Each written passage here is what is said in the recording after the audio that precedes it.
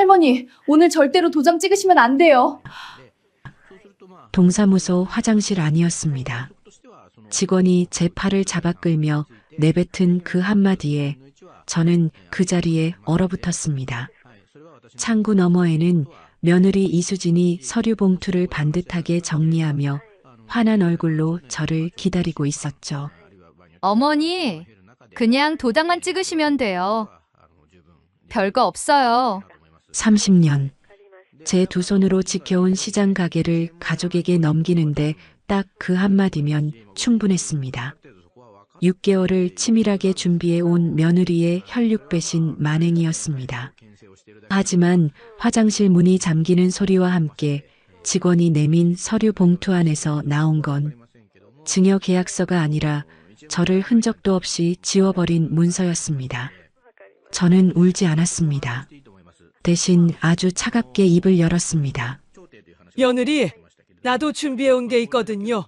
30년 가게를 건 소름 돋는 참교육사이다. 복수국.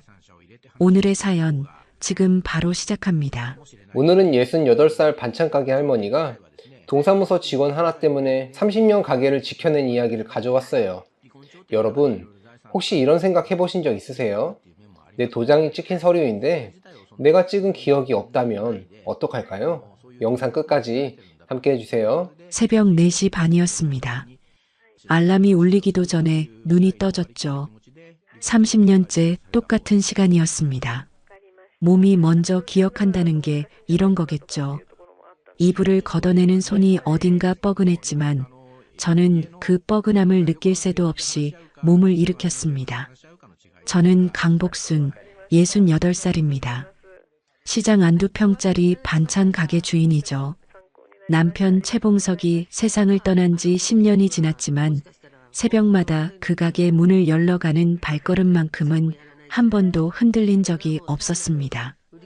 시장으로 가는 골목은 이른 새벽만의 냄새로 가득했어요. 젖은 시멘트 바닥에서 올라오는 차가운 기운과 어딘가에서 새어나오는 곰국 냄새가 섞여 코끝에 닿았죠. 저는 그 냄새가 좋았습니다. 10년 전 남편이 떠나던 날 새벽에도 꼭 이 냄새였거든요. 이 냄새를 맡으면 오늘도 여기 살아있다는 기분이 들었습니다. 가게 셔터를 올리는 소리가 골목에 울렸습니다. 2평짜리 공간에 형광등이 켜지면 반찬통들이 선반 위에서 빛을 받았는데 저는 그 빛이 익숙했어요.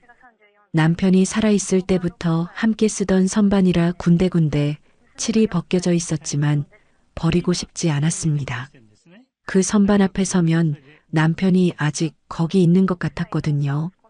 그이가 없어진 뒤로 가게가 제 전부였습니다. 옆 가게 이봉자 씨가 빗자루를 들고 나오다가 손을 흔들었습니다. 복순 씨, 오늘도 일찍 왔네. 언제 늦게 온 적 있었나요?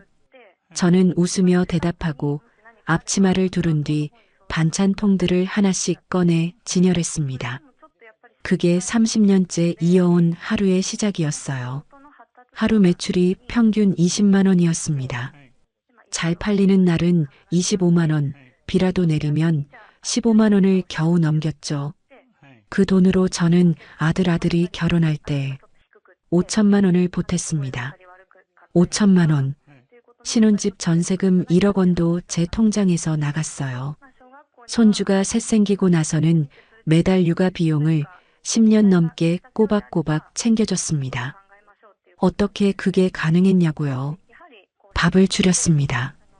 몸이 안 좋아도 병원을 미뤘어요. 새벽 4시 반을 30년 동안 한 번도 어긴 적이 없었습니다. 자식이 잘 되는 게 내 행복이라고 믿었으니까요. 그 돈이 어디서 나왔는지 아들은 한 번도 묻지 않았어요. 아마 물으면 답이 무거울 것 같아서 묻지 않은 건지 아니면 아예 생각을 안 한 건지는 지금도 모르겠습니다. 물어보면 좋았을 텐데 라는 생각은 그 이후에야 처음 했습니다. 며느리 이수진이 처음 집에 왔을 때 저는 그 아이가 마음에 들었습니다. 부침성이 있었고 저를 대하는 태도가 싹싹했거든요. 아들이 데려온 사람이니까 잘 봐주고 싶은 마음도 있었지만 솔직히 말하면 이수진 자체가 밉지 않았습니다. 결혼하고 얼마 지나지 않아 이수진이 가게에 들러 이런 말을 했습니다. 어머니, 요즘 스마트폰으로 매출 관리하는 앱이 있대요. 어머니 힘드실까봐 제가 설치해 드릴게요. 저는 그런 거 몰라도 된다고 손사래를 쳤습니다. 그런데 이수진이 저도 가게 걱정이 돼서요. 어머니 편하시라고요라며 벌써 제 폰을 손에 들고 있었어요. 뿌리칠 수가 없었습니다. 결국 제 폰에 뭔가가 설치됐고 저는 고맙다는 말만 했죠. 그때 제가 뭘 당했는지 눈치챘다면 얼마나 좋았을까요? 5년 전 일이에요. 그게 배려인 줄만 알았습니다. 그 앱이 가게 계좌와 연동되어 이수진이 5년 동안 제 모든 거래 내역을 들여다보고 있었다는 사실은 훨씬 나중에야 알게 됐습니다. 그날도 새벽부터 일을 시작하고 있었어요. 시금치나물을 무치고 있었는데 오전 10시가 조금 지났을 무렵 이수진이 가게 앞에 나타났습니다. 평일 낮에 불쑥 나타난 게 잠깐 의아했지만 이수진은 늘 그랬듯 환한 얼굴을 하고 있었어요. 어머니, 이제 좀 쉬셔야죠. 민혁이한테 가게 정리하는 서류 처리하러 동사무소 같이 가요. 저는 그 말을 듣고 아들 얼굴을 떠올렸습니다. 민혁이가 어릴 때 가게 앞에 쪼그려 앉아 반찬 부스러기 받아먹던 얼굴이 떠올랐어요. 그 아이가 이제 이 가게를 이어받는구나 싶었습니다. 나쁘지 않다고 생각했어요. 남편도 살아있었다면 그렇게 했을 거라고 믿었거든요.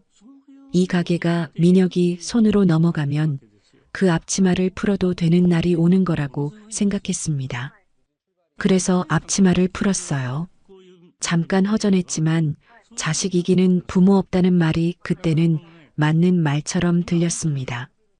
이수진이 가방에서 서류 봉투를 꺼냈습니다. 봉투 안에 문서가 2개 들어있는 것이 두툼한 두께로 느껴졌는데 저는 무심코 안을 들여다보려 손을 뻗었습니다. 그 순간 이수진의 손이 먼저 봉투 위를 가볍게 덮었어요. 어머니, 복잡한 내용이에요. 보셔도 이해하기 어려우실 거예요. 그냥 도장만 찍으시면 다 끝나요. 얼마나 자연스러운 목소리였는지 저는 아무 의심도 하지 않았습니다. 도장만 찍으면 다 끝난다. 그 말이 그렇게 평화롭게 들릴 수가 없었어요. 버스를 타고 가는 내내 이수진은 손주 사진을 꺼내 보여줬습니다.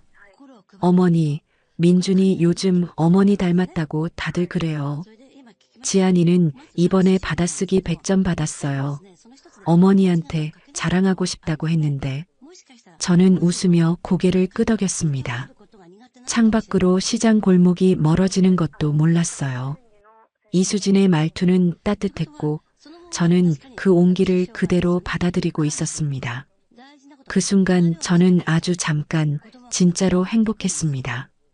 나중에 생각해보니 그게 더 아프더라고요. 속인 것보다 그 웃음이 진짜처럼 느껴졌던 제 자신이 더 원망스러웠습니다. 동사무소 안은 형광등 불빛이 하얗게 퍼지는 공간이었습니다. 소독약 냄새와 종이 냄새가 섞인 공기가 코에 닿았고 냉방이 3개 틀어져 있어서 팔뚝에 소름이 돋았어요. 대기표를 뽑고 3번 창구 앞 의자에 앉았는데 이수진은 서류 봉투를 무릎 위에 반듯하게 올려두고 창구만 바라보고 있었습니다. 들뜨지도 않고 긴장하지도 않은 눈빛이었어요. 마치 이미 다 끝난 일을 확인하러 온 사람 같은 눈빛이었죠.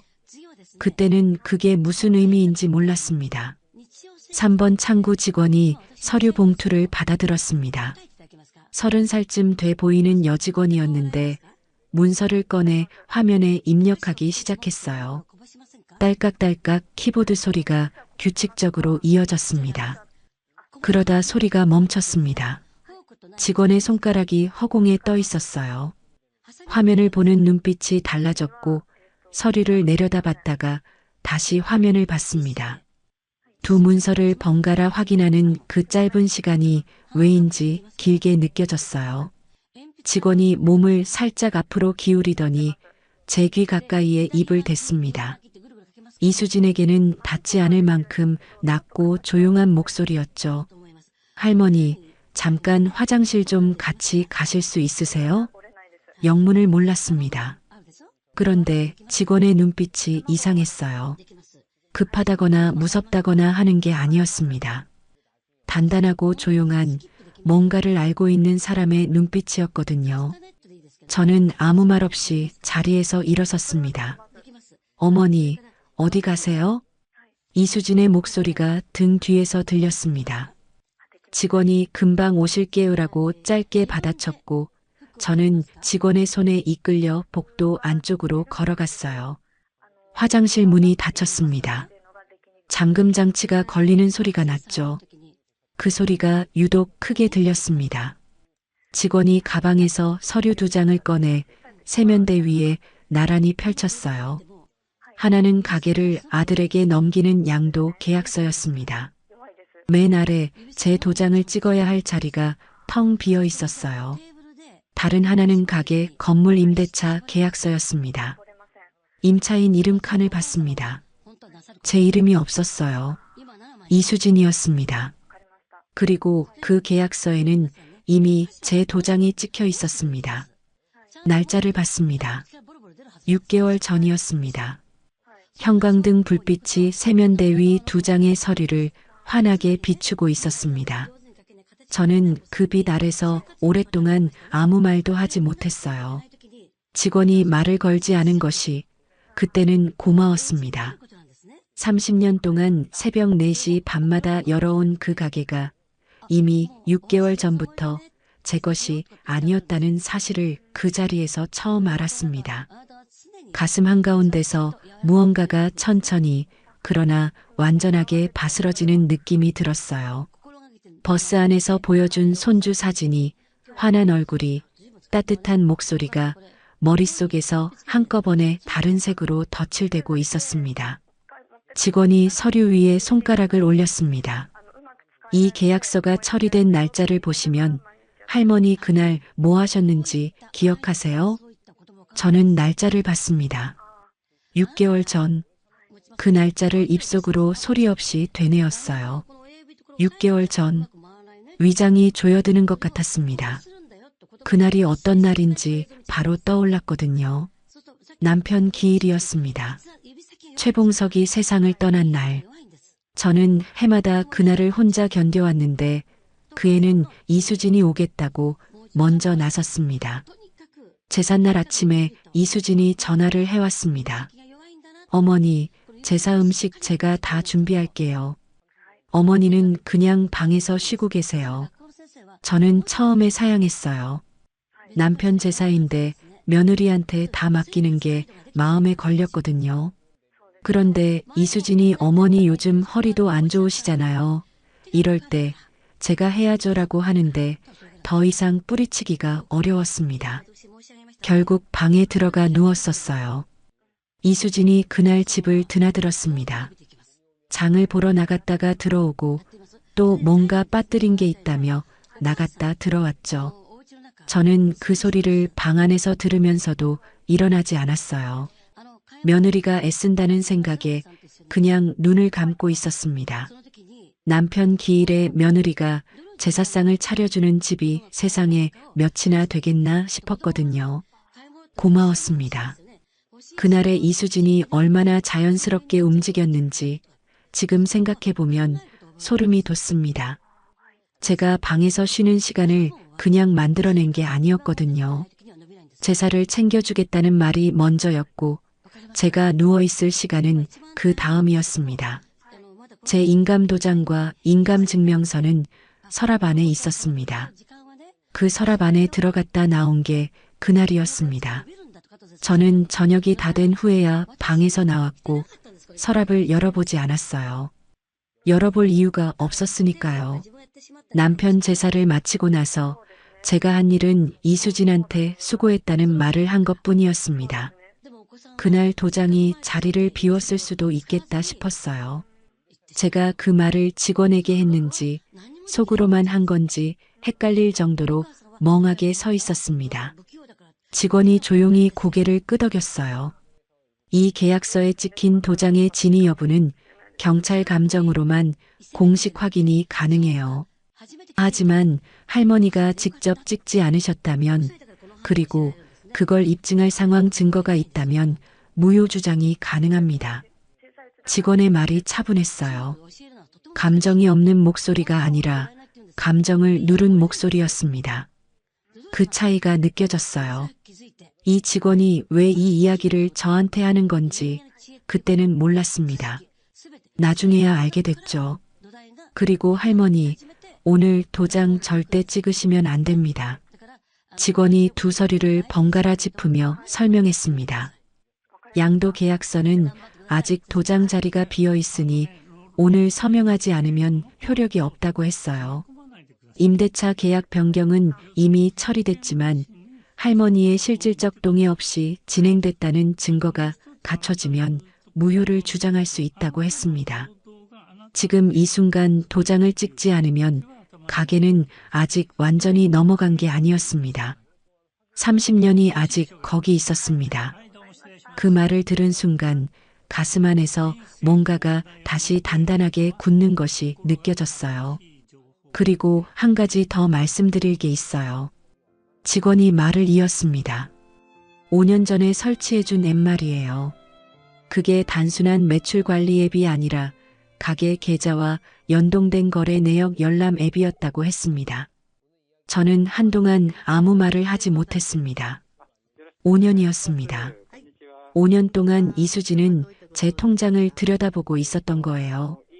어느 달에 얼마가 들어오고 얼마가 나갔는지, 아들 결혼 자금으로 얼마를 쪼개보냈는지, 손주 학원비로 얼마를 보탰는지, 그걸 다 알고 있었다는 거였습니다.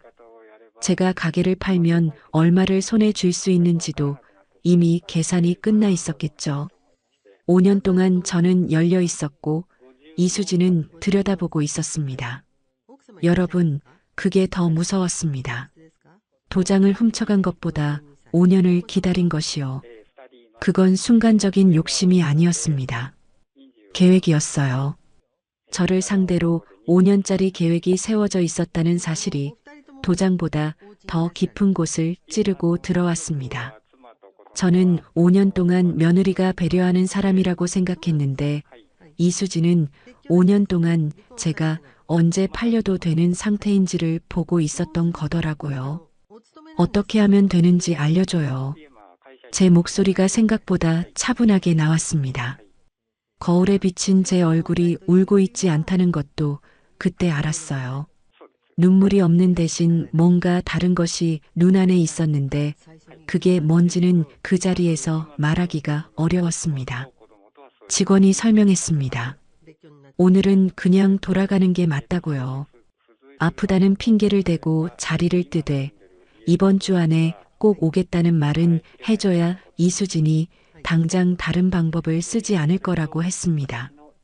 그리고 나서 경찰에 인감 도용 의심으로 신고서를 접수하라고 했어요. 그 사이 임대차 계약 변경건에 대한 무효 주장도 함께 준비할 수 있다고 했습니다.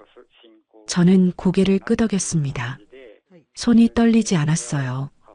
떨렸어야 했는데 왜인지 손이 조용했습니다. 30년 동안 가게 셔터를 올리고 반찬통을 들고 장을 봐온 손이었습니다. 그 손이 여기서 흔들리면 안 된다는 걸 알고 있었어요. 화장실 문을 열기 전에 직원이 제 손에 뭔가를 살짝 쥐어줬습니다. 작은 메모지 한 장이었어요. 경찰서 민원실 직통 번호예요. 인감 위조 의심 신고 접수가 가능해요. 저는 그 쪽지를 손바닥 안에 꼭 쥐고 화장실을 나왔습니다. 화장실 문을 열기 직전에 직원이 조용히 말했어요. 어머니, 오늘 아무 내색하시면 안 돼요. 저는 말없이 고개만 끄덕였습니다. 창구로 돌아오자 이수진이 저를 보자마자 미소를 지었습니다. 그 미소가 예전과 달랐어요. 아니, 미소는 똑같았는데 제가 달라진 거겠죠. 같은 얼굴이 다르게 보이기 시작했습니다. 결혼 첫날부터 지금까지 저는 이 얼굴을 며느리 얼굴로만 봐왔거든요. 오늘 처음으로 다른 것을 봤습니다. 어머니, 이제 서류 마무리할까요? 저는 천천히 의자에 앉으며 말했습니다. 오늘 몸이 안 좋다. 다음에 오자. 이수진의 얼굴이 잠깐 굳었습니다. 딱 반박자였어요. 그 반박자를 저는 놓치지 않았습니다. 어머니, 오늘 꼭 해야 해요. 민혁이도 기다리고 있고 서류도 다 준비됐는데 몸이 안 좋다니까. 저는 더 설명하지 않았습니다. 이수진이 뭔가를 더 말하려 했지만 제가 이미 가방을 들고 일어서고 있었어요. 이수진은 서류 봉투를 가방에 집어넣으면서 이번 주 안에는 해야 해요. 어머니라고 말했습니다. 그 말투가 부탁이 아니었어요. 일정이었습니다. 언제 이 사람이 저한테 그런 말투를 쓰기 시작했는지 그제야 생각해 봤습니다. 아마 처음부터였을 거예요. 저만 몰랐던 거겠죠. 동사무소를 나오면서 이수진이 팔짱을 꼈습니다. 어머니, 어디 많이 불편하세요? 병원 들렀다 갈까요? 괜찮아. 저는 짧게 대답하고 걸었습니다. 버스 안에서 이수진은 또 손주 이야기를 꺼냈습니다. 민준이가 어머니한테 그림을 그려줬다는 이야기, 지안이가 피아노를 배우고 싶다는 이야기. 저는 창밖을 보면서 그래 했습니다. 손 안에 쪽지를 쥔 채로요. 이수진의 목소리는 아까 동사무소에서보다 훨씬 가벼웠어요. 일이 다음 주로 미뤄졌을 뿐 여전히 자기 계획 안에 있다고 생각하는 사람의 목소리였습니다. 저는 그 목소리에 고개를 끄덕이면서 속으로는 전혀 다른 생각을 하고 있었어요. 겉으로 끄덕이면서 속으로 아닌 것이 그날 처음이었습니다. 차가운 냉방 바람이 버스 안을 가득 채우고 있었는데 저는 그 바람이 좋았습니다. 아무것도 느끼지 않게 해줬거든요. 시장 골목이 창밖으로 다시 가까워질 때 저는 그 골목을 오늘도 내 눈으로 볼 수 있다는 것이 처음으로 다행이라는 생각이 들었습니다. 아직 남아있다. 아직은요. 다음 주 안으로 끝내야 한다는 이수진의 말이 귀에 남아있었지만 저도 이번 주 안으로 시작해야 할 일이 생겼습니다. 30년을 가져가려면 5년을 준비해야 했겠지만 30년을 지키는 데는 일주일이면 충분했습니다. 적어도 저는 그렇게 생각했어요. 버스 창문에 제 얼굴이 어렴풋이 비쳤습니다. 낯선 얼굴이었어요. 하지만 나쁘지 않았습니다. 싸울 준비가 된 얼굴이었거든요. 68살에 처음 보는 얼굴이었습니다. 집으로 돌아오는 길에 버스를 2정거장 일찍 내렸습니다. 걷고 싶었어요. 머릿속이 정리되지 않은 채로 집 안으로 들어가고 싶지 않았거든요. 저녁 골목에는 시장 가게들이 하나씩 셔터를 내리는 소리가 들렸습니다. 쇠가 쇠에 부딪히는 소리가 골목마다 메아리처럼 울렸고 그 사이로 어딘가에서 고등어 굽는 냄새가 흘러나왔어요. 저는 그 냄새를 맡으며 걸으면서 화장실에서 본 날짜를 다시 떠올렸습니다. 6개월 전, 그날이 남편 기일이었다는 것도요. 집에 도착하자마자 서랍을 열었습니다. 방 안에 아무도 없었는데 고요함이 어깨를 짓누르는 것 같았어요. 오늘 있었던 일이 꿈이었으면 좋겠다는 생각이 딱 한 번 들었고 그 생각을 바로 눌러버렸습니다. 인감도장이 제자리에 있었어요. 손잡이 부분에 손때가 타서 조금 거무스름해진 15년 넘게 써온 도장이었습니다. 저는 그 도장을 손바닥 위에 올려놓고 한참을 바라봤어요. 이 도장이 그날 어딘가로 갔다가 돌아온 것이었습니다. 제가 방에 누워 고맙다고 생각하고 있는 동안에요. 제 손 안에 있다는 이유만으로 믿었던 도장이었습니다. 제자리에 있으면 괜찮은 줄 알았죠. 30년 동안 저는 그렇게 살아왔습니다. 눈앞에 있는 것을 믿고 옆에 있는 사람을 믿고 그것만으로 충분하다고 생각했거든요. 그게 얼마나 순진한 생각이었는지 이제야 알았습니다. 도장을 내려놓고 경찰서 번호를 눌렀습니다. 박지연 씨가 쥐어준 메모지 안의 번호였어요. 전화기를 귀에 댔을 때 손이 조금 떨렸지만 목소리는 떨리지 않았습니다. 이상하게도 전화기를 드는 순간 오히려 머릿속이 맑아지는 느낌이 들었어요. 오래 울거나 망설일 시간이 없었습니다. 이수진한테는 이번 주라는 기한이 있었거든요. 다음 날 아침 경찰서 민원실에서 신고서를 접수했습니다. 인감도장 도용 의심이라고 했어요. 담당 직원이 결과가 나오기까지 수주가 걸린다고 했습니다. 수주. 그 말이 마음에 걸렸어요. 이수진이 이번 주 안에 다시 동사무소에 가자고 했거든요. 수주와 이번 주 사이에 제가 해야 할 일들이 있었습니다. 집으로 돌아와 아들한테 전화를 했어요. 아무렇지 않은 목소리로요. 미녀가, 수진이가 서류 준비를 열심히 하던데 아들한테 가게 물려주려니 엄마도 기분이 좋더라. 전화기 너머로 잠깐 침묵이 흘렀습니다. 딱 한 박자였어요. 그 한 박자가 뭔지 저는 알았습니다. 모르는 사람의 침묵이 아니었거든요. 아는 사람이 뭔가를 삼키는 침묵이었습니다. 말하면 안 되는 것을 알고 있으면서 말할 수도 없어서 참는 사람의 침묵이었어요. 그 아이를 25해 넘게 키웠는데 그 침묵 하나로 다 읽혔습니다. 그게 오히려 더 허탈했어요. 어머니, 잘 생각하신 거예요. 아들이 그렇게 말했습니다. 목소리가 너무 매끄러웠어요. 준비된 대답이었죠. 저는 그래, 알았다 하고 전화를 끊었습니다. 전화기를 내려놓는 손이 이번엔 떨리지 않았어요. 슬프지도 않았습니다. 다만 한 가지가 분명해졌죠. 민혁이는 몰랐던 게 아니었습니다. 알면서 눈을 감은 것이었어요. 그 아이한테 얼마를 줬는지, 그 아이를 위해 얼마를 아꼈는지, 그걸 알면서도 눈을 감은 것이었습니다. 세상에 그게 더 서럽더라고요. 사흘이 지난 아침이었습니다. 가게 문을 열러가는 길이었는데 골목 모퉁이를 돌자마자 발걸음이 멈췄어요. 가게가 있는 건물 앞에서 두 남자가 이야기를 나누고 있었거든요. 한 명은 건물 주인 노 씨였습니다. 80이 넘은 어른인데 지팡이를 짚고 이수진과도 두어 번 인사를 나눈 적이 있는 분이었어요. 그리고 다른 한 명은 시동생 최동훈이었습니다. 저는 그 자리에서 몸을 세탁소 처마 뒤로 숨겼어요. 숨을 참았습니다.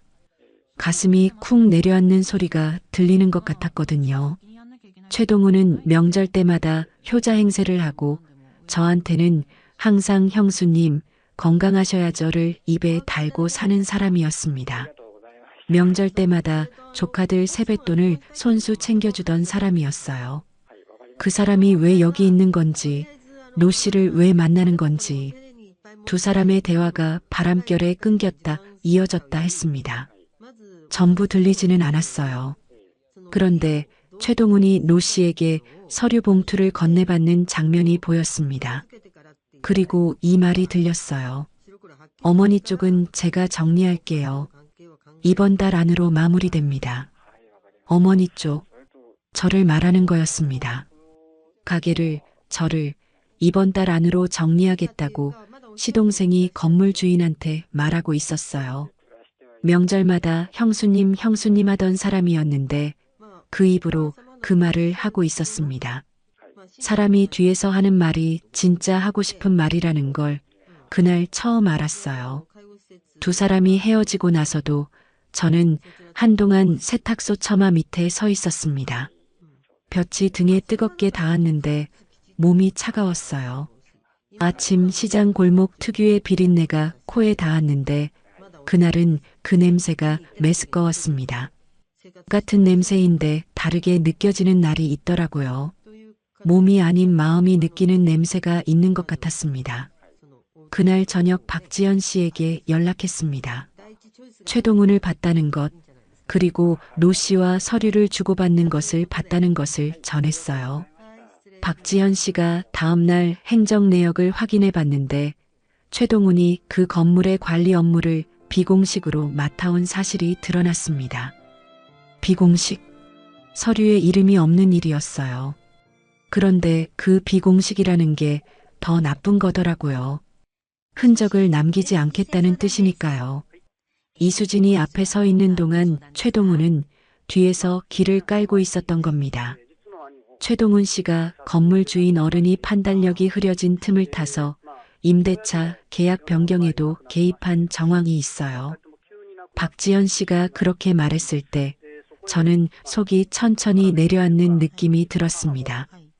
이수진이 실행자라면 최동훈은 설계자였다는 게 눈에 들어왔어요. 이수진 혼자서는 이런 구조를 짤 수가 없었습니다. 임대차 계약 변경, 인감 도용, 건물주와의 거래. 이걸 한 번에 엮으려면 법적인 빈틈을 아는 사람이 있어야 했거든요. 그게 시동생이었던 겁니다. 믿기지 않았지만 믿기지 않는다고 해서 없는 일이 되는 건 아니었어요. 저는 그 구조가 눈에 들어오기 시작하면서 오히려 마음이 차분해졌습니다. 눈에 보이면 막을 수 있거든요. 저는 경찰에 최동훈과 노 씨 사이의 정황을 추가 자료로 제출했습니다. 경찰이 인감감정 의뢰를 진행한다는 통보를 받은 것도 그날이었어요. 수주가 걸린다고 했습니다. 저는 그 수주를 허비하지 않기로 했어요. 감정 결과를 기다리는 동안 제가 먼저 해야 할 일이 있었습니다. 이수진이 시장 상인들한테 어떤 말을 하고 다녔는지 알아야 했거든요. 박지현 씨가 처음 이야기를 꺼냈을 때 치매 소문이라는 말이 나왔는데 그게 어느 정도 규모인지 가늠이 되지 않았어요. 한두 명한테 흘린 건지 아니면 시장 전체에 퍼진 건지. 그리고 무엇보다 이수진이 왜 그 소문을 미리 퍼뜨렸는지 그 이유가 마음에 걸렸습니다. 나쁜 짓을 할 때 미리 소문을 퍼뜨리는 이유는 하나였어요. 증인을 만들어두는 것이었습니다. 제가 이상한 말을 해도 다들 치매라서 그러는 거라고 넘기게 만들려는 거였죠. 얼마나 치밀한 사람인지 그게 오히려 더 떨렸습니다. 가게 불을 끄기 전에 남편 사진을 한번 봤습니다.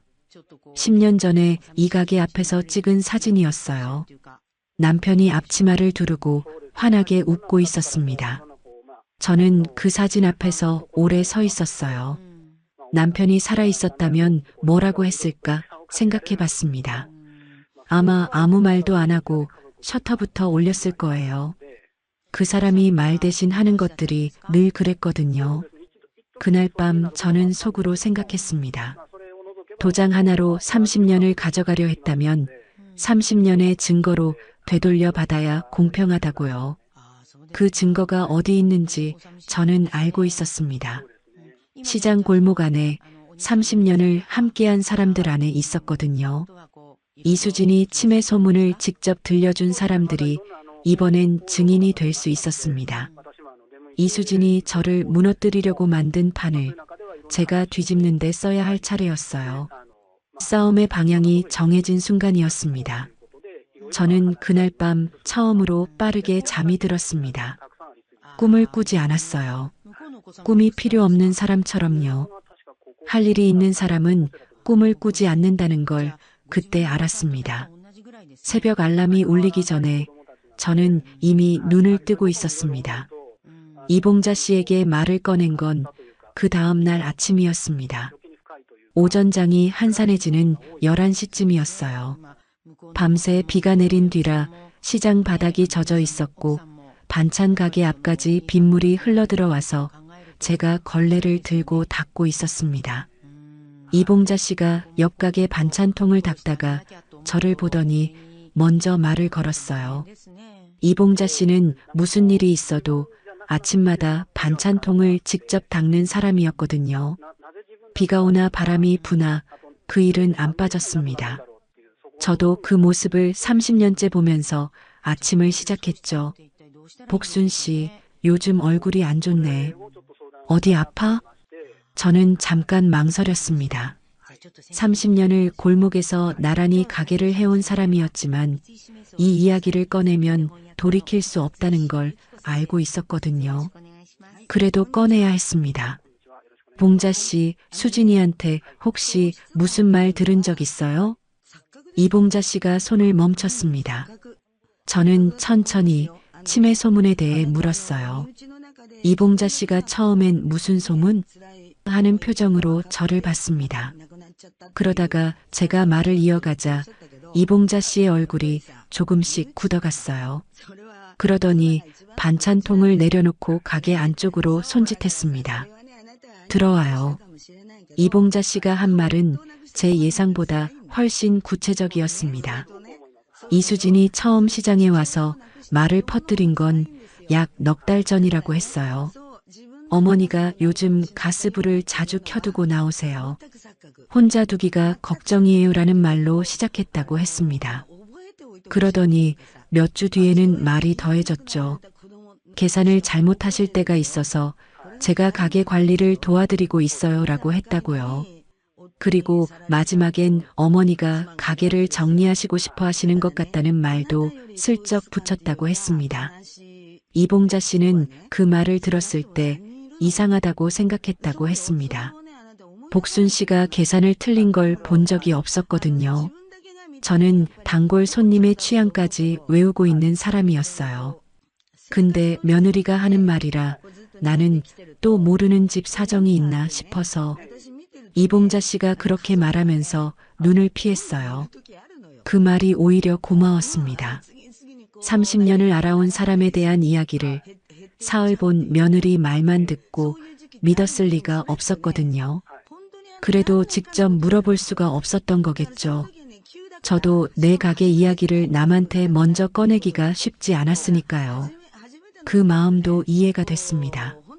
치매 소문을 들은 사람이 이봉자 씨 혼자가 아니었습니다. 인근 가게 사람들, 시장 입구 과일 가게 부부, 건어물 가게 주인 할머니까지 이수진은 한 명씩 돌아다니며 같은 말을 했더라고요. 저는 그 범위를 들으면서 가슴이 서늘해졌습니다. 소문이라고 부르기엔 너무 체계적이었어요. 가게 구역별로 사람을 골라서 다녔더라고요. 소문이 아니라 설계였습니다. 그 사실을 알고 나서 오히려 이상하게 마음이 단단해지는 느낌이 들었어요. 막연한 것보다 분명한 것이 싸우기 쉽거든요. 봉자 씨, 그 말 들었을 때 기억이 나요? 날짜나 장소 같은 거. 이봉자 씨가 고개를 끄덕였습니다. 그날 내 생일이었거든요. 기억 잘 나. 딱 하나였지만 그게 시작이었어요. 기억나는 사람이 한 명이면 그 사람이 또 다른 사람을 연결해 줄 수 있었거든요. 소문은 뿌리는 사람이 있으면 거두는 사람도 있다는 걸 저는 그때 알았습니다. 이봉자 씨가 직접 나서겠다고 했습니다. 저는 처음엔 말렸어요. 이런 일에 이름을 올리는 게 여간 부담스러운 일이 아니었으니까요. 그런데 이봉자 씨가 이렇게 말했습니다. 복순 씨, 30년을 옆에서 봤는데 내가 이거라도 안 하면 내가 더 못 살아. 저는 그 말에 더 이상 말리지 못했습니다. 이봉자 씨 눈에 눈물이 맺혀 있었거든요. 옆가게에서 30년을 보내는 동안 서로 아픈 이야기는 많이 안 했었어요. 장이 바쁠 때는 인사도 짧게 하고 가게 문 닫으면 각자 집으로 갔죠. 그래도 30년이라는 게 있었습니다. 말로 하지 않아도 아는 게 있더라고요. 이틀 뒤에 이봉자 씨가 확인서를 들고 왔어요. 이수진에게 직접 치매 소문을 들은 상인 5명의 확인서였습니다. 날짜, 장소, 들은 말이 구체적으로 적혀 있었어요. 이봉자 씨가 혼자서 하나씩 받아낸 것이었습니다. 저는 그 확인서 5장을 손에 쥐고 한동안 말을 못했습니다. 종이가 두툼하게 쥐어지는 느낌이었어요. 이수진이 5년 동안 쌓은 것에 이봉자 씨가 이틀 만에 대답한 거였습니다. 30년을 함께한 자리에서 나온 이틀이었어요. 저는 고맙다는 말 대신 이봉자 씨 손을 한번 꽉 잡았습니다. 이봉자 씨도 아무 말 없이 잡힌 손을 놓지 않았어요. 찬바람에 거칠어진 손이었습니다. 30년을 장에서 보낸 사람의 손이었어요. 확인서가 생기면서 이수진과의 거리도 다시 좁혀야 했습니다. 이수진이 여전히 동사무소를 재촉하고 있었거든요. 어머니, 이번 주 수요일 어때요? 제가 시간 맞출게요라는 문자가 와 있었어요. 계속 미루면 이수진이 다른 방법을 쓸 수도 있었습니다. 경찰 감정 결과가 나오기까지 아직 수주가 남아 있었고 그 사이 이수진이 눈치채면 안 됐거든요. 저는 이수진에게 전화를 했습니다. 수진아, 서류 처리 전에 한번 모이는 게 어때? 시장 어른들한테도 인사나 드리고 오랫동안 신세진 분들한테 자리 마련하고 싶어서. 전화기 너머에서 잠깐의 침묵이 있었어요. 모임이요? 갑자기요? 가게를 넘기는 거면 그 정도 예의는 해야 하지 않겠어. 내가 날 잡을게. 이수진이 잠깐 생각하는 것 같더니 말했습니다. 그거 좋은 생각이에요, 어머니. 제가 음식 준비할게요. 전화를 끊고 나서 저는 속으로 이수진의 계산을 그려봤습니다. 치매 소문을 들은 사람들이 한자리에 모이면 이수진 입장에서는 그 사람들이 자기 편에서 말해줄 거라고 봤겠죠.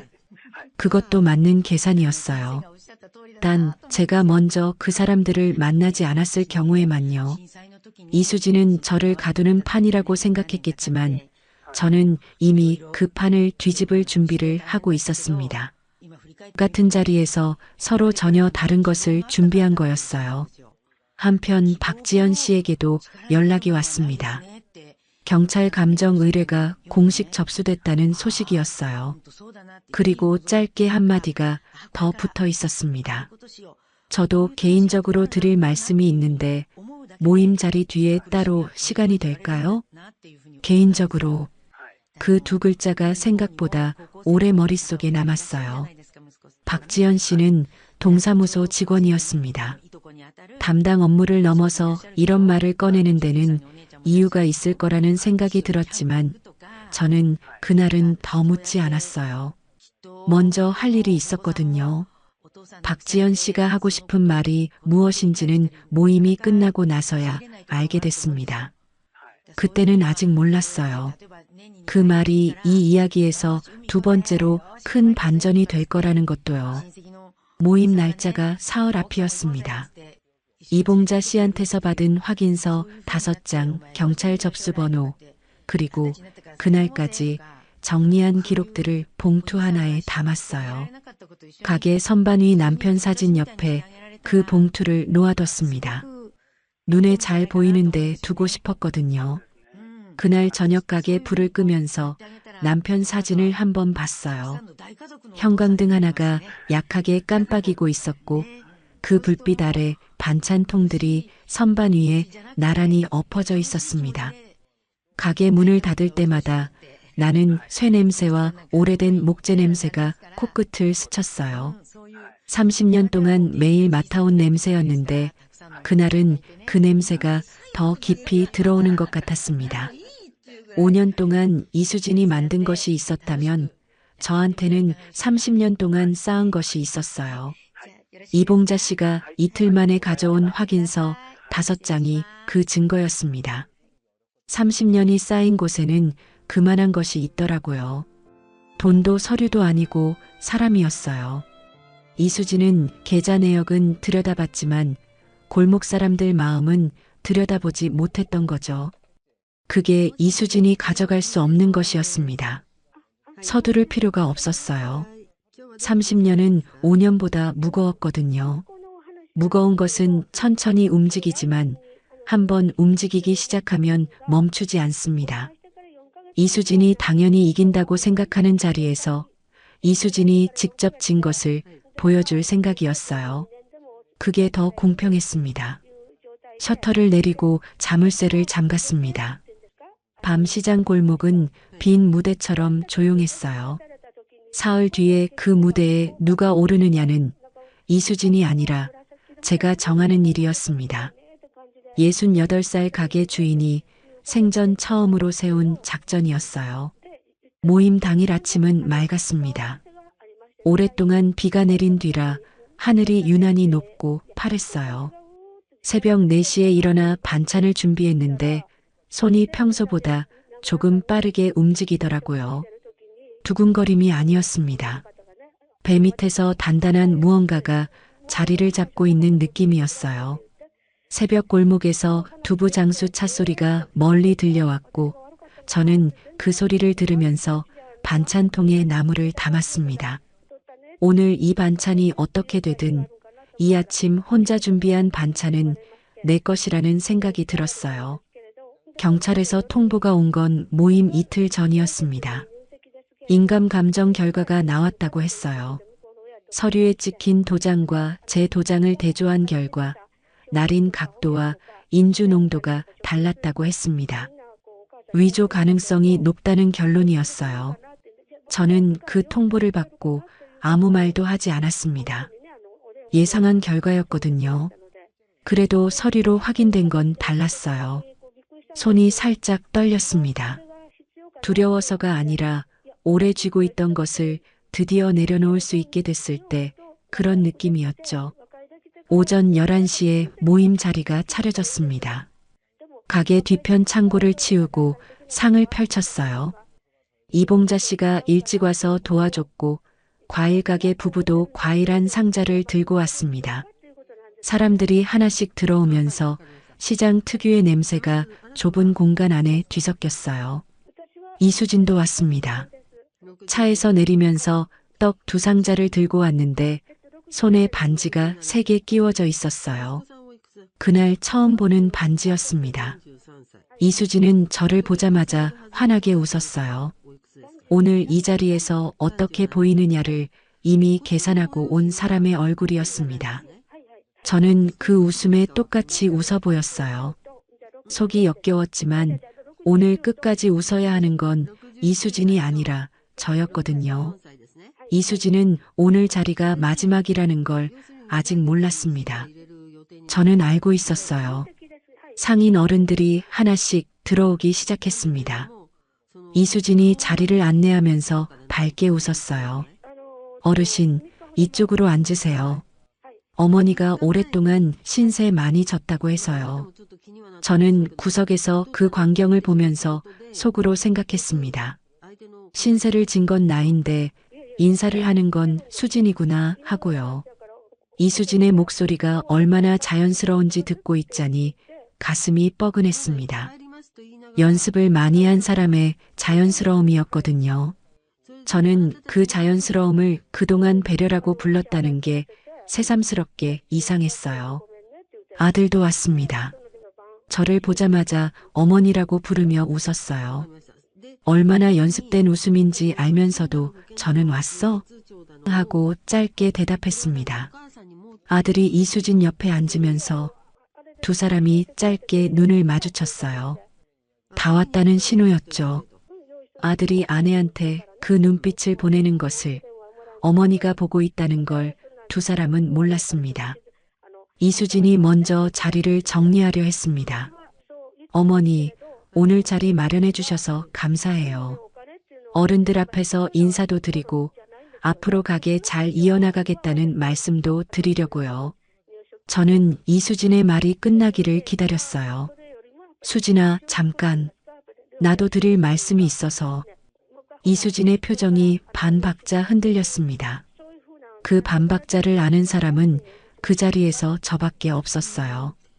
저는 가져온 봉투를 꺼냈습니다. 손이 떨리지 않았어요. 첫 번째로 꺼낸 건 경찰 감정 결과 통보서였어요. 이봉자 씨가 옆에서 소리 없이 고개를 끄덕였습니다. 이 서류는 제 인감도장이 6개월 전에 제 동의 없이 사용된 것 같다고 해서 경찰에 감정을 의뢰한 결과예요. 날인 각도와 인주 농도가 달라서 위조 가능성이 높다고 나왔습니다. 상인 어른들이 조용해졌어요. 이수진은 미소를 유지하고 있었습니다. 아들은 손을 무릎 위에 올려놓고 꼼짝도 하지 않았어요. 가게 천장 형광등 불빛 아래 그 침묵이 유난히 또렷하게 들렸습니다. 두 번째로 꺼낸 건 임대차 계약 변경 서류였어요. 6개월 전에 제 가게 임대차 계약이 이며느리 명의로 변경됐습니다. 저는 그 날짜에 제 도장을 쓴 적이 없어요. 그날은 남편 기일이었고 저는 방에 누워 있었거든요. 이수진의 미소가 그때 처음으로 흔들렸습니다. 굳었다기보다는 속에서 뭔가가 빠져나간 얼굴이었어요. 5년 동안 한 번도 보지 못한 것이었습니다. 미소 뒤에 있던 것이 드디어 밖으로 나오는 순간이었어요. 저는 그 얼굴을 오래 봤습니다. 그래야 할 것 같았거든요. 세 번째로 꺼낸 건 이봉자 씨가 모아준 확인서 5장이었습니다. 그리고 이건 이 자리에 계신 분들 중 몇 분한테도 관련된 내용이에요. 이며느리가 넉 달 전부터 이 시장에 와서 제가 치매가 생겼다는 소문을 퍼뜨리고 다녔거든요. 여기 그 말을 직접 들은 분들 5분의 확인서가 있습니다. 과일 가게 주인 아저씨가 조용히 손을 들었습니다. 저도 들었습니다. 건어물 가게 할머니도 고개를 끄덕였어요. 저는 봉투를 테이블 위에 내려놓고 이수진을 봤습니다. 이봉자 씨가 확인서를 받아온 그 상인들이 이 자리에 앉아 있었어요. 이수진이 치매 소문을 심으러 찾아갔던 바로 그 사람들이었습니다. 이수진이 이 자리를 자기 판이라고 생각했다면 정반대였어요. 수진아, 나는 가게 양도 서류에 도장 찍은 적 없어. 앞으로도 없을 거야. 이수진이 입을 열었습니다. 어머니, 이건 오해예요. 제가 어머니 편의를 받으려고 도와드린 건데 이렇게 오해가 생기다니 저도 당황스럽네요. 저는 이수진의 말을 끊지 않고 끝까지 들었어요. 이수진의 목소리는 끝까지 안정돼 있었습니다. 마지막까지 그 톤을 유지하는 사람이었죠. 하지만 안정된 목소리와 안정된 상황은 다른 것이었어요. 이수진 뒤에 앉은 어른들 얼굴이 이미 다 말해주고 있었거든요. 당황스럽다고 했지. 저는 아무도 들어본 적 없는 제 목소리로 말했습니다. 68회 동안 한 번도 써본 적 없던 목소리였어요. 넉 달 동안 이 시장을 돌아다니면서 내가 치매라고 했을 때는 당황스럽지 않았어? 5년 동안 내 통장 거래 내역을 다 들여다보고 있었을 때는 남편 기일에 제사를 챙겨준다며 날 방에 눕혀놓고 내 서랍을 열었을 때는 이수진이 말문이 막혔습니다. 그 자리에서 처음으로 침묵이 이수진 편이 아니었어요. 저는 서류 봉투를 들었다가 옆에 있던 쓰레기통에 집어넣었습니다. 가게 양도 계약서가 들어있던 봉투였어요. 쓰레기통이 덜컹 소리를 냈습니다. 이 서류는 더 이상 필요 없어. 오늘 이후로 상인 어른들이 웅성거리기 시작했어요. 이봉자 씨가 손으로 입을 가리고 있었습니다. 아들은 굳어버린 채 허공을 보고 있었어요. 민혁이 어머니가 그런 말을 왜 지금? 어쩐지 몇 달 전부터 며느리가 자꾸 와서 그런 이야기를 하더라. 목소리들이 하나씩 들렸습니다. 이수진이 아들을 봤어요. 민혁아. 이수진의 목소리가 그때 처음으로 떨렸습니다. 아들은 이수진을 보지 않았어요. 그냥 무릎 위에 올려둔 자기 손만 내려다보고 있었습니다. 저는 자리에서 천천히 일어났어요. 다리가 떨리지 않았습니다. 30년 동안 새벽마다 이 시장 바닥을 걸어온 다리였거든요. 이 정도의 무너질 다리가 아니었어요. 창문 밖으로 시장 골목이 보였습니다. 셔터들이 올라가 있고 리어카를 밀고 지나가는 할머니 한 분이 보였어요. 아무것도 모르는 평범한 아침 골목이었습니다. 그 골목이 그날따라 유난히 예뻤어요. 오늘 오래된 이웃분들한테 인사드리고 싶었어요. 가게는 제가 계속할 겁니다. 이 자리에서 그 말씀 드리고 싶었어요. 저는 그 말로 마무리했습니다. 상인 어른들이 하나씩 저한테 인사를 하고 나갔어요. 건어물 가게 할머니가 제 손을 꽉 쥐고 잠깐 서 있었습니다. 말은 없었어요.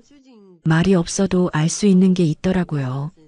30년이라는 게 그런 거거든요. 말이 없어도 손이 먼저 나오는 거요. 저는 그 손을 꽉 쥐고 고개만 끄덕였습니다.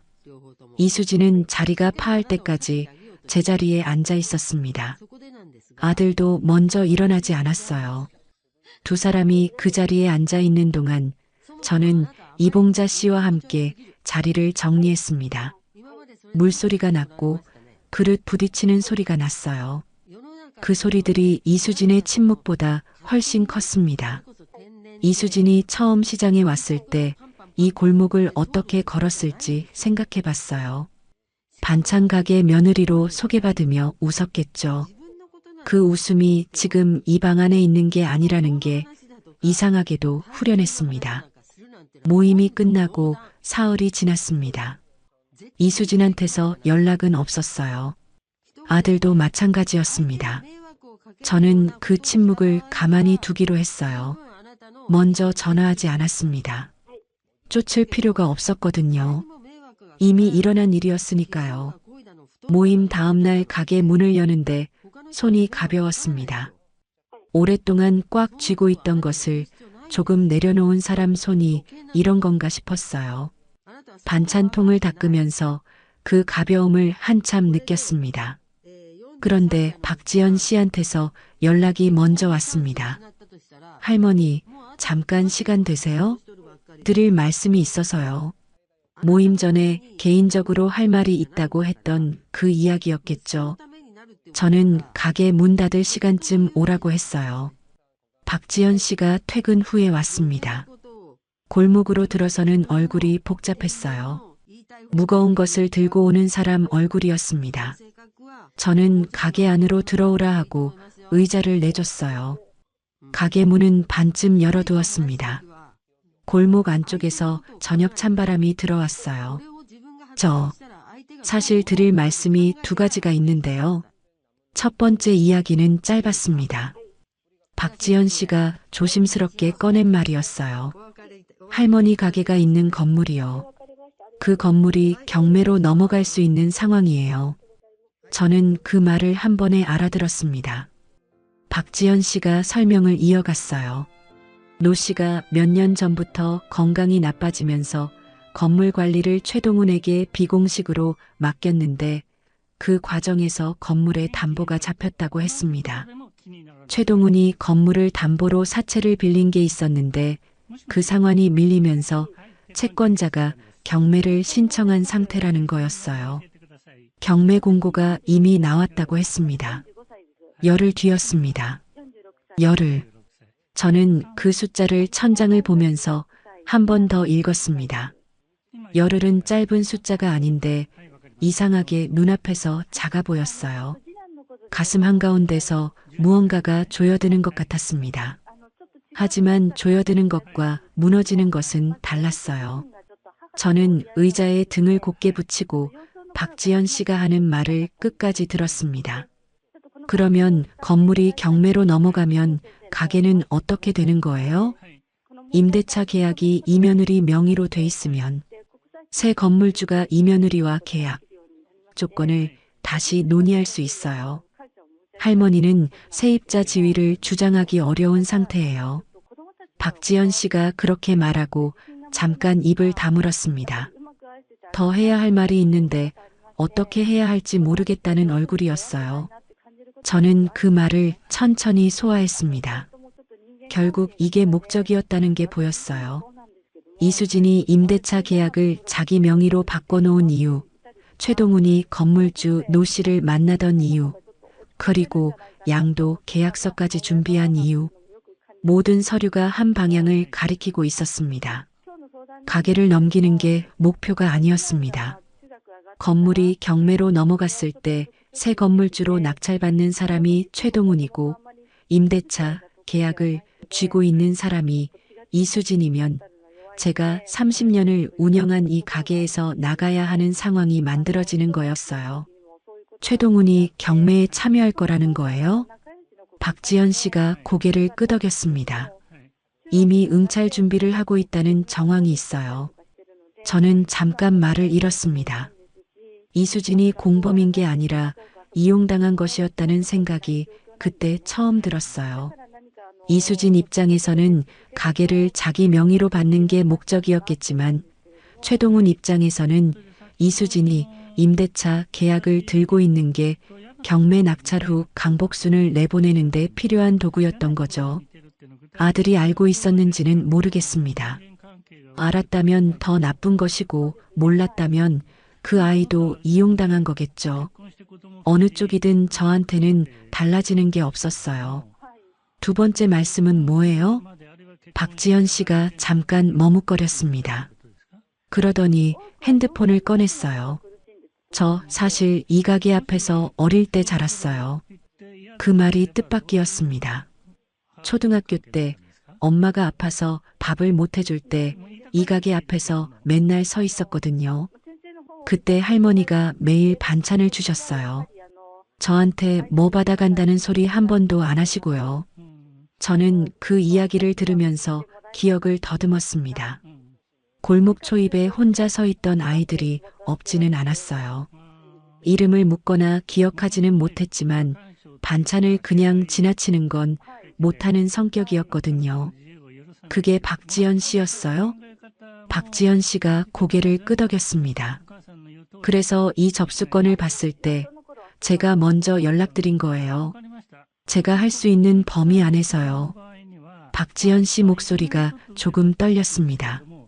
말이 다 나오고 나서 박지연 씨가 제 얼굴을 봤어요. 무언가를 확인하고 싶은 눈빛이었습니다. 저는 한동안 아무 말도 하지 못했습니다. 30년 전에 반찬 하나를 건넨 것이 지금 이 자리에서 이렇게 돌아온 거였어요. 그 아이가 이 사람이었다는 게 믿기지 않으면서도 이상하게 믿겼습니다. 사람이 기억하는 것과 사람이 하는 것이 이어지는 경우가 있더라고요. 박지연 씨가 그 말을 하고 나서 잠깐 저를 봤어요. 저는 아무 말도 하지 않았습니다. 말이 나오질 않았거든요. 30년 전 반찬 하나가 지금 이 자리에서 이렇게 돌아올 거라는 생각은 한 번도 해본 적이 없었어요. 박지연 씨가 자리에서 일어나려 할 때 저는 물었습니다. 경매를 막을 방법이 있을까요? 박지연 씨가 잠깐 생각했어요. 뭔가 알고 있다는 걸 눈이 먼저 말했습니다. 건물주 어른 쪽에서 경매 진행을 막는 절차를 밟을 수 있어요. 가처분 신청이요. 근데 그러려면 건물주 어른이나 건물주 가족이 직접 움직여야 해요. 저는 그 말을 받아 적었습니다. 건물주 노 씨한테 자식이 있는지, 있다면 어디 사는지. 30년 동안 이 골목에 있었지만 노 씨 가족 이야기는 해본 적이 없었어요. 가게 세내고 임대료를 내는 관계였지 그 이상 친분이 있는 건 아니었거든요. 그 거리가 지금 발목을 잡는 느낌이었습니다. 그날 밤 가게 셔터를 내리고 이봉자 씨한테 전화했습니다.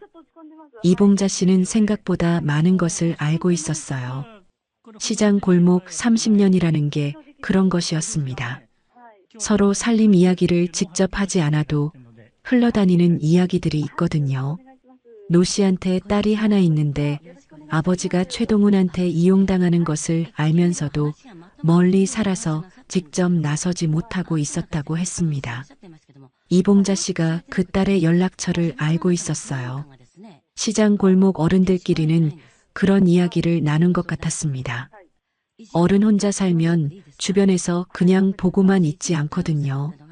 말은 안 해도 챙기는 사람들이 생기는 거예요. 그게 시장 골목이었습니다. 저는 수화기를 내려놓고 잠깐 생각했습니다. 가게 안에서 혼자 앉아 있었어요. 형광등이 가늘게 떨리고 있었고 선반 위 남편 사진이 그 불빛 아래 있었습니다. 이수진이 만든 것들을 하나씩 생각해 봤어요. 임대차 계약 명예, 침해 소문, 양도 계약서, 이 모든 게 최동훈이 설계한 판 안에 있었습니다. 이수진은 그 판의 실행자였고 최동훈은 설계자였어요. 최동훈이 이수진을 움직인 것이지 이수진이 이 전체 그림을 그린 게 아니었습니다. 이수진이 가게를 갖고 싶었다면 최동훈은 건물을 갖고 싶었던 거였어요. 같은 방향을 보는 것 같지만 전혀 다른 욕심이었습니다. 그런데 지금은 그 판이 조금 달라졌습니다. 이수진이 최동훈한테 이용당했다는 걸 이수진이 알게 됐을 수도 있었어요. 모임이 끝나고 이수진이 조용한 이유가 그것 때문일 수도 있었습니다. 이수진도 지금쯤 자기가 어떤 판 위에 올라가 있었는지 알게 됐을 테니까요. 저는 속으로 생각했습니다. 이수진을 용서할 마음은 없었어요. 그 사람이 5년 동안 한 일이 있고 그건 그 사람이 감당해야 하는 것이었습니다. 하지만 최동훈을 막는데 이수진이 알고 있는 정보가 필요하다면 그건 다른 이야기였어요. 증거는 증거였습니다. 어디서 왔든 쓸 수 있는 건 써야 했어요. 싸움에 깨끗한 방법만 있는 건 아니었거든요. 이기고 나서 깨끗하면 됐습니다. 열흘. 저는 남은 날을 손가락으로 세어봤습니다. 하나의 싸움이 끝나자마자 다른 싸움이 시작된 거였어요. 그런데 이상하게 무섭지 않았습니다. 무서운 것과 어려운 것은 다른 거더라고요. 어려운 건 헤쳐나갈 수 있는 것이고 무서운 건 앞이 안 보이는 거예요. 지금 저는 앞이 보였습니다. 아직 짧지만 보이는 길이 있었어요. 가게 셔터를 내리면서 저는 노 씨 딸 연락처를 확인했습니다. 내일 전화해야 할 번호였어요. 노 씨 딸한테 전화한 건 다음 날 오전이었습니다. 이봉자 씨한테 받은 번호였어요. 전화기를 들면서 뭐라고 시작해야 할지 몇 번이나 생각했습니다. 처음 연락하는 사람한테 이런 이야기를 꺼내야 한다는 게 쉬운 일이 아니었거든요. 가게 문을 안 열고 번호를 한참 봤어요. 손가락이 번호를 누르기 전에 잠깐 멈칫했습니다. 그래도 눌렀어요. 신호가 2번 울리고 받았어요. 하정숙 씨, 저는 그 건물 1층에서 30년 동안 반찬 가게를 운영하고 있는 강복순이라고 합니다. 잠깐 침묵이 있었습니다. 그러더니 하정숙 씨가 말했어요. 알아요. 이봉자 어머니한테서 연락이 있었거든요. 이봉자 씨가 먼저 이야기해 준 거였습니다. 저는 그 사실에 잠깐 말문이 막혔어요. 이봉자 씨가 제가 전화하기 전에 이미 먼저 연락을 했던 거였습니다. 30년을 나란히 가게를 해온 사람이 그런 거였어요. 제가 말을 꺼내기 전에 이미 옆에서 한 걸음 먼저 가 있는 그런 사람이요. 하정숙 씨 목소리는 차분했습니다. 나이는 40 초반쯤 되어 보이는 목소리였어요. 아버지 노 씨가 최동훈한테 이용당하고 있다는 걸 알면서도 멀리 살아서 어떻게 해야 할지 몰랐다고 했습니다. 혼자 나서기엔 상대가 만만치 않다고 했어요. 저는 박지연 씨한테 들은 이야기를 그대로 전했습니다. 경매 공고, 남은 날수, 가처분 신청이 가능하다는 것까지요. 하정숙 씨가 말했어요. 저도 그 방법을 알아보고 있었어요. 근데 혼자 하면 아버지를 설득하는 것도 서류를 준비하는 것도 다 제가 해야 해서요. 직접 나서기가 쉽지 않았어요. 같이 하면 어떨까요? 전화기 너머에서 또 침묵이 있었습니다. 긴 침묵은 아니었어요. 그 침묵 안에서 하정숙 씨가 뭔가를 결정하는 게 느껴졌습니다. 할머니가 도와주신다면야. 그렇게 됐습니다. 하정숙 씨가 이틀 안에 내려오겠다고 했어요. 저는 전화를 끊고 잠깐 가게 안을 둘러봤습니다. 기름에 베인 장판, 선반 위에 빽빽하게 놓인 반찬통, 가게 입구에 걸린 남편 사진. 30년 동안 바뀐 것도 있고 바뀌지 않은 것도 있었어요. 바뀌지 않은 것들이 저를 잡아주고 있었습니다. 하정숙 씨가 이틀 뒤에 왔습니다. 아버지 노 씨를 데리고 왔어요. 노 씨는 80이 넘은 분이었는데 직접 보니 건강이 생각보다 더 나빠 보였습니다. 오른쪽 다리를 절었고 목소리도 가늘었어요. 그래도 가게 앞에 서더니 가게 안을 들여다보고 웃었습니다. 반찬통들이 선반에 가득 얹혀 있고 아직 아침 일찍 만든 반찬 냄새가 났거든요. 오래 있어줬어. 이 가게가. 저는 노씨 어르신한테 그간 있었던 일을 간단하게만 설명했어요. 자세하게 들을 기력이 없어 보였거든요. 하정숙 씨가 옆에서 보충해서 설명했습니다. 노씨 어르신이 고개를 끄덕이면서 말했어요. 동훈이가 관리비 챙겨준다기에 믿었는데 그 말 한마디가 많은 것을 담고 있었습니다. 노인이 누군가를 믿었다는 것, 그리고 그 믿음이 어떻게 됐는지. 저는 그 말을 듣고 아무 말도 하지 않았어요. 말이 필요한 자리가 아니었거든요. 노씨 어르신 얼굴에 무안함 같은 게 있었어요. 자기가 속은 것을 누가 알게 됐을 때 그런 얼굴이 되더라고요. 저는 그냥 반찬 하나를 더 꺼내서 상에 올렸습니다. 가처분 신청 절차는 박지연 씨가 연결해 준 곳을 통해서 진행했습니다. 하정숙 씨와 저 두 사람이 함께 움직였어요. 하정숙 씨는 처음 만난 날부터 차분하고 꼼꼼한 사람이었습니다. 어떤 서류가 필요한지, 어떤 순서로 해야 하는지를 미리 정리해 와서 저한테 설명해 줬어요. 경매 공고 날짜까지 일주일이 남아 있었는데 가처분 신청이 받아들여지면 경매 자체가 멈출 수 있었습니다. 신청서를 넣고 나서 닷새가 지났어요. 그 닷새 동안 저는 매일 아침 가게 문을 열었습니다. 반찬을 만들고 손님을 받고 문을 닫고 평소랑 다를 게 없는 나날이었어요. 달라진 건 아무것도 없었지만 기다리고 있다는 것은 알고 있었습니다. 닷새째 되는 날 가처분 인용 결정이 났어요. 경매 사흘 전이었습니다. 저는 그 통보를 박지연 씨한테서 전화로 들었습니다. 가게 안에 혼자 있었어요. 전화를 끊고 나서 반찬통을 잡으러 손을 뻗었다가 그냥 멈췄습니다. 손이 공중에 떠 있었어요. 잠깐 그 상태로 있었습니다. 기쁘다는 것과 다른 감각이었어요. 긴 길을 걸어왔다가 걸음을 멈췄을 때 그런 느낌이었죠. 다리가 아직 걷고 있는데 발이 멈춘 것 같은 그런 것이요. 창밖으로 시장 골목이 보였습니다. 평소랑 다를 게 없는 오전 풍경이었어요. 그게 이상하게 좋았습니다. 세상은 제가 기뻐하든 말든 그냥 골목이었거든요. 최동훈의 응찰은 무효 처리됐습니다. 하정숙 씨가 아버지를 대신해서 경매 절차 취소를 진행했고 건물 관리권은 하정숙 씨한테 넘어왔어요.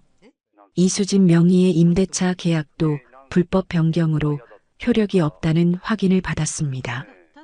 그 다음 주에 저는 하정숙 씨와 함께 새 임대차 계약서를 썼어요. 가게 테이블 위에 계약서를 펼치고 하정숙 씨와 마주 앉았습니다. 창밖으로 골목이 보였어요. 이번엔 제 이름으로요. 계약서에 도장을 찍으면서 그 도장이 얼마나 오래간만에 제대로 쓰이는 건지를 생각했어요. 이건 제 도장이었습니다. 제가 누른 도장이었고 제가 원한 자리에 찍힌 도장이었어요. 그 차이가 이 계약서와 이수진이 준비했던 서류의 차이였습니다. 계약을 마치고 나서 가게 문을 여는데 아들이 서 있었어요. 언제부터 서 있었는지 몰랐습니다. 골목 초입에서 한참 서 있었던 것 같았어요. 얼굴이 많이 상해 있었습니다. 수염도 제대로 정리가 안 돼 있었어요. 예전에 이 아이가 군대에서 처음 휴가 나왔을 때 얼굴이 생각났어요. 그때도 이렇게 어딘가 빠진 얼굴이었는데 그때는 제가 밥을 먹여서 보냈죠. 저는 아들을 보고 멈췄습니다. 어머니 아들이 그렇게 불렀어요. 목소리가 많이 가라앉아 있었습니다. 저는 아들을 보면서 아들 얼굴을 봤습니다. 50년도 안 된 얼굴에 무언가가 빠져나간 자리가 보였어요. 그게 자업자득인 것과 그래도 자식인 것이 동시에 보였습니다. 미워하는 것과 안쓰러운 것이 같은 자리에 있을 수 있다는 걸 나이가 들면 알게 돼요. 그걸 아는 것이 용서는 아니었습니다. 아들이 말했어요. 어머니, 저 지금 상황이 많이 힘들어서요. 사업 쪽 빚이 있는데. 저는 아들이 말을 다 끝내기 전에 말했습니다. 미녀가 아들이 멈췄어요. 사업빚 2억, 엄마한테 손 내밀 생각은 하지 마. 오늘은가 아들이 입을 열었다가 다시 닫았습니다. 뭔가를 더 말하려는 것 같았는데 제 눈을 보더니 그냥 고개를 숙였어요. 아들이 골목을 빠져나가는 걸 보면서 저는 가게 문을 열었습니다. 손이 떨리지 않았어요. 서운함도 없었습니다. 이상하게도 가볍지도 않았어요. 그냥 그대로였습니다. 아직 아들인 것도 그대로고, 아직 가슴이 답답한 것도 그대로고, 그게 사라지지 않는다는 걸 알면서도 오늘은 오라고 할 수가 없었습니다. 어떤 결정은 감동이 없이 하는 거더라고요. 감동이 없어야 오래가는 결정도 있거든요. 그런 결정을 할 때 흔들리지 않는 게 결국 오래 서 있는 방법이더라고요. 저는 가게 문을 끝까지 열어뒀습니다. 가게 문을 다 열고 나서 박지연 씨가 골목 입구에서 걸어왔습니다. 오늘 일이 끝났는지 확인하러 온 것 같았어요. 박지연 씨가 아들이 가는 방향을 잠깐 봤습니다. 저한테는 아무것도 묻지 않았어요. 가게 안쪽을 한번 들여다봤습니다. 반찬통, 선반, 남편 사진. 그냥 다 봤어요. 저는 앞치마를 두르면서 말했습니다. 오늘 국이 좀 많이 됐어요. 들어와서 한 그릇 먹고 가요. 박지연 씨가 잠깐 저를 봤어요. 먹어도 되냐는 눈이 아니라 괜찮냐는 눈이었습니다. 저는 그냥 앞치마 끈을 묶었어요. 박지연 씨가 웃으면서 가게 안으로 들어왔습니다. 30년 전에 이 골목에서 서 있던 아이가 어른이 돼서 들어오는 거였어요. 다른 것 같지만 같은 장면이었습니다. 가게는 그대로였거든요. 아이가 기억하는 곳이 아직 있다는 것, 그리고 그 아이가 어른이 돼서 그 기억을 갖고 돌아온다는 것. 저는 그게 가게를 지킨 이유 중에 하나였다는 걸 그날 알았습니다. 남편 사진을 한번 보고 국을 떠서 2그릇 놓았어요. 그 뒤로 일들이 하나씩 정리됐습니다. 최동우는 구속됐어요. 인감 위조와 노인 재산권 침해 혐의였습니다. 수사가 진행되면서 저 말고도 비슷한 피해를 입은 사람이 3명 더 나왔어요. 같은 방식으로 노인 건물을 노린 경우들이었습니다. 최동훈이 저한테만 이런 짓을 한 게 아니었던 거였어요. 그 사실을 듣고 오히려 마음이 가라앉았습니다. 내가 특별히 당한 게 아니라 이 사람이 원래 그런 사람이었다는 게 더 정확한 말이었거든요. 수사 결과를 전해준 건 박지연 씨였어요. 전화로 알려주면서 끝에 이렇게 말했습니다. 할머니, 잘 싸우셨어요. 저는 그 말이 오래 남았습니다. 이수진은 불구속으로 기소됐습니다. 재판을 거쳐 집행유예를 받았어요. 이수진이 그 판결을 어떻게 받아들였는지는 모릅니다. 이수진한테 직접 연락이 온 건 딱 한 번이었는데 문자 한 통이었어요. 죄송합니다라는 말 5글자였습니다. 저는 그 문자를 한동안 두었다가 지웠습니다. 읽기는 읽었어요. 그걸로 충분한 것 같았거든요. 5년 동안 얼굴을 맞대고 살았는데 5글자라는 게 작다면 작은 거지만 그 5글자를 쓰는데 얼마나 오래 걸렸을지는 저도 알 것 같았거든요. 더 요구할 마음이 없었습니다. 아들 이야기는 이봉자 씨를 통해 가끔 들었습니다. 사업빚이 정리되지 않아서 신용이 많이 나빠졌다고 했어요. 전세 만료가 됐을 때 재계약이 어렵게 됐다는 이야기도 들었고 이수진과는 따로 살고 있다는 이야기도 들었습니다. 저는 그 이야기들을 들으면서 전화를 해야 할지 한참 생각했어요. 결국 하지 않았습니다. 아직은 아니라는 생각이 들었거든요. 언제가 맞는 때인지는 저도 몰랐지만 지금은 아닌 것 같았어요. 새벽에 반찬을 만들다가 아들이 어릴 때 이 가게에서 뛰어다니던 것이 생각날 때가 있었어요. 그 기억이 나쁘지는 않았습니다. 그냥 그랬어요. 아들인 것은 변하지 않았습니다. 그리고 아직 가슴이 답답한 것도 변하지 않았어요. 하지만 그 두 가지가 동시에 있다는 게 이제는 이상한 일이 아니었습니다. 감당하는 법이 생긴 거였어요. 언젠가 아들이 다시 오면 그때는 문을 열지 않을지 아직 모르겠어요. 하지만 그날이 오기 전까지는 저는 가게 문만 열면 됐습니다. 가게는 계속했습니다. 새 임대차 계약서에 이름을 올리고 나서 처음 한 일이 간판을 바꾼 거예요. 오래된 간판이었는데 남편이 처음 가게를 열었을 때 달았던 것이었거든요. 30년을 버텼지만 글자가 많이 발해 있었습니다. 새 간판을 다는 날 이봉자 씨가 와서 사다리를 잡아줬어요. 골목 초입에서 몇 사람이 올려다보기도 했어요. 간판을 달고 나서 남편 사진을 그 옆에 붙였습니다.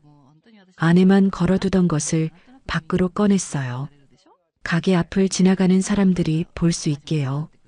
이 가게가 누가 시작한 것인지, 그리고 지금 누가 이어가고 있는지, 그걸 굳이 숨길 이유가 없었습니다.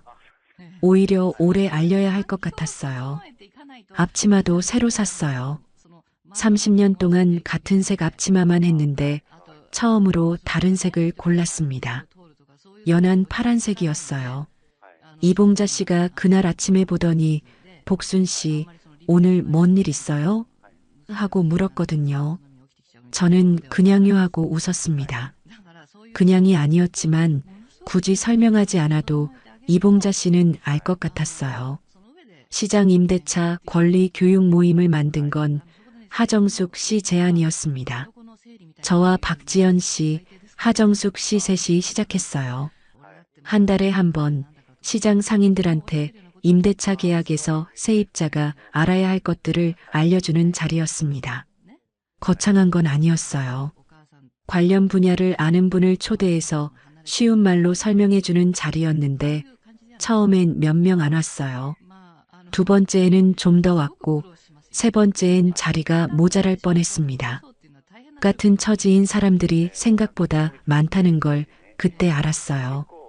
그 자리에서 말을 못하고 앉아있는 사람들 눈을 보면 알 수 있었거든요. 하고 싶은 말이 있는데 어디서 어떻게 해야 하는지 몰랐던 사람들이었습니다. 저도 그랬으니까요. 제가 박지연 씨를 못 만났더라면 저도 그냥 도장을 찍었을 거예요. 그게 무서웠어요. 그래서 이 자리가 필요했습니다. 모임이 세 번째 됐을 때 박지연 씨가 말했어요. 할머니, 이거 이제 저만 도움받은 게 아닌 것 같아요. 저는 그 말이 무슨 소리인가 싶었어요. 박지연 씨가 웃으면서 말을 이었습니다. 30년 전에 반찬 주셨잖아요. 그게 저한테서 끝나지 않고 여기까지 온 거잖아요. 저는 그 말을 들으면서 선반 위에 놓인 반찬 통들을 봤습니다. 매일 아침 만드는 반찬들이었어요. 다음 날이 되면 새로 만들어야 하는 것들이고 어제 만든 건 오늘 팔아야 하는 것들이었습니다. 그 반찬이 누군가 배를 채우면 그 사람이 또 어딘가에서 무언가를 하는 거죠. 30년 전에 그 아이한테 건넨 반찬 한 그릇이 지금 이 모임으로 이어진다는 게 말이 안 되는 것 같으면서도 말이 됐습니다. 반찬은 원래 나누는 거라는 걸 남편이 처음 가게를 열었을 때 말했거든요. 재료비도 안 나오는데 왜 자꾸 그냥 주냐고 제가 핀잔을 줬을 때였어요. 남편이 웃으면서 반찬은 원래 나누는 거야 라고 했습니다. 그 말을 30년 동안 잊고 있었는데 박지연 씨 말을 듣고 나서 다시 들린 것 같았어요. 네 번째 모임 날이었습니다. 박지연 씨가 줄 맨 앞에 서 있었어요. 직접 세입자 권리에 대해 발표를 하겠다고 자원한 날이었거든요. 저는 뒤에서 그 모습을 봤어요. 골목 초입에 혼자 서 있던 아이가 이 자리 맨 앞에 서 있었습니다. 박지연 씨 목소리가 또렷했어요. 사람들이 고개를 끄덕이며 받아 적는 게 보였습니다. 저는 그 자리에서 처음으로 입이 벌어지도록 웃었어요. 이봉자 씨가 옆에서 제 팔꿈치를 톡 쳤습니다. 아무 말도 안 했는데 그냥 그렇게 했어요. 여러분, 세상에 그냥 사라지는 것이 있을까요? 아무 흔적도 없이, 아무 연결도 없이요. 저는 이제 그런 것은 없다고 생각합니다. 주는 것은 어딘가로 가고 어딘가에서 다시 나오더라고요. 그 경로가 보일 때도 있고 30년이 지나서야 보일 때도 있었지만요. 반찬 한 그릇이 동사무소 직원이 됐고 동사무소 직원이 가처분 신청이 됐고 가처분 신청이 간판이 됐고 간판이 모임이 됐어요. 이어지더라고요. 그날 집에 돌아오는 길에 가게 앞을 지나치면서 새 간판을 한번 올려다봤어요. 남편 사진이 거기 있었습니다. 30년 전에 이 골목을 처음 걸었을 때 남편은 이 간판을 올려다봤을 거예요. 그때와 지금은 많이 달랐습니다. 그래도 간판은 같은 자리에 있었고 가게는 같은 골목에 있었어요. 남편이 보면 뭐라고 할까 생각했습니다. 아마 잘했네라고 했겠죠. 그 한마디 하고 먼저 들어가겠죠. 그게 남편이었거든요. 그리고 그게 저도 닮고 싶은 사람이었어요. 말이 적어도 자리는 지키는 사람이요. 저는 68살의 가게를 처음으로 진짜 내 것으로 지킨 거였습니다. 잃어버릴 뻔했다가 돌려받은 게 아니라 싸워서 가져온 거였어요. 그 차이가 있더라고요. 돌려받은 건 감사하고 많은 거지만 가져온 건 그 다음에 어떻게 할지를 생각하게 만들었습니다. 68살에 처음 알았어요. 싸운다는 게 이기려는 게 아니라 저도 괜찮으려고 하는 게 아니라 그냥 내 자리에 서 있으려는 거라는 걸요. 가게 문을 열면서 저는 생각했습니다. 68살이 늦은 나이라는 건 맞아요. 하지만 늦은 게 없는 것보다는 낫더라고요. 그리고 늦게 배운 것이 오래 남는다는 것도요. 저는 요즘도 새벽 4시에 일어납니다. 반찬통을 꺼내고 재료를 씻고 불을 올려요. 달라진 게 없는 것 같지만 하나가 달라졌어요. 가게 문을 여는 손이 예전보다 조금 더 단단해진 것 같거든요. 무게가 다른 게 아니라 쥐는 방식이 달라진 거예요. 이 가게가 내 것이라는 걸 알고 여는 손하고 그냥 여는 손은 다르더라고요. 그 차이를 알게 된 게 68살에 생긴 가장 큰 변화였습니다. 강복순 씨의 이야기 어떠셨나요? 30년 된 나무는 웬만한 바람에 쓰러지지 않아요. 뿌리가 그만큼 깊거든요. 강복순 씨도 그랬습니다. 흔들렸지만 쓰러지지 않았어요. 영상 보시면서 도장 하나로 이게 다 풀려? 싶으셨을 수도 있는데요. 실제로 인감도장 위조는 형사처벌 대상이고 피해자가 경찰에 감정을 의뢰하면 법적 증거로 활용될 수 있어요. 또 임대차 계약 명의를 무단으로 변경하는 것도 엄연한 범죄입니다. 다만 오늘 사연은 실제 경험담을 바탕으로 각색한 것이라는 점 양해 부탁드려요. 전달 과정에서 일부 과장이나 극적 요소가 더해졌을 수 있습니다. 하지만 이 이야기가 주는 교훈은 분명해요. 첫째, 내 명의의 서류는 내가 직접 관리해야 합니다. 인감도장과 인감증명서는 가족이라도 함부로 맡기지 마세요. 나중에 몰랐다고 해도 이미 찍힌 도장은 되돌리기 어렵거든요. 둘째, 오래 참았다고 해서 그게 약점이 되는 건 아니에요. 강복순 씨는 68살에 처음으로 싸웠고 그 싸움에서 이겼습니다. 늦은 출발이 느린 도착을 의미하지는 않아요. 셋째, 혼자 싸우려 하지 마세요. 이봉자 씨가 먼저 전화를 해줬고 박지연 씨가 서류를 들고 왔고 하정숙 씨가 함께 움직였어요. 30년을 쌓아온 관계가 위기의 순간에 진짜 힘이 됐습니다. 넷째, 내가 무심코 건네는 것들이 생각보다 오래 남습니다. 30년 전 반찬 한 그릇이 가처분 신청이 됐어요. 지금 내 자리에서 할 수 있는 것을 그냥 하는 것, 그게 나중에 어떤 형태로 돌아올지는 아무도 모르거든요. 혹시 지금 내 명의가 어디엔가 쓰이고 있는 건 아닌지, 오랫동안 확인하지 않은 서류가 있는 건 아닌지 걱정되시는 분들이 있다면 강복순 씨처럼 먼저 들여다보는 것부터 시작해 보세요. 무서운 건 모르는 것이지 아는 건 대처할 수 있거든요. 봄이 오면 겨울이 얼마나 길었는지 잊게 되죠. 강복순 씨의 가게 앞골목에도 이제 햇살이 먼저 들어올 거예요. 오늘 영상이 도움이 되셨다면 구독과 좋아요, 알림 설정까지 꾹 눌러주세요. 오늘 이야기에서 가장 사이다였던 장면이 어디였는지 댓글로 알려주시면 정말 감사합니다. 다음 영상에도 여러분이 오래 기억할 이야기로 또 찾아올게요. 항상 건강하시고 행복하세요. 감사합니다.